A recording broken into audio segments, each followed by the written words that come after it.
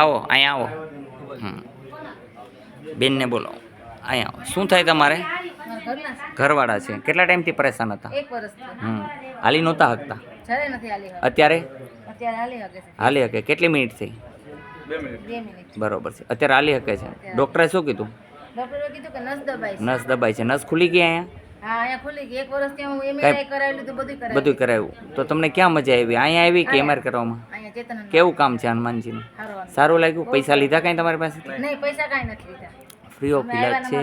આ ભાઈને ડૉક્ટરે એમ કહી દીધું કે સારું નહીં થાય, એમની નસ દબાઈ છે અને અત્યારે તમે જોઈ શકો છો કે એની હાલત કેવી છે, એ ચાલી શકે છે. અહીંયા હનુમાનજી એવું કામ કરી આપે છે જે કોઈ ન કરી શકે એવું. એક જ ઈચ્છા છે મારું, માનવ કલ્યાણ.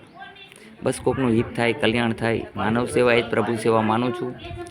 હું એટલો બધો ભણેલો વ્યક્તિ નથી, અભણ વ્યક્તિ છું, અને છતાંય ઈશ્વરની કૃપાથી ઈલાજ કરું છું. તે હનુમાનજી કરે છે, હું નથી કરતો.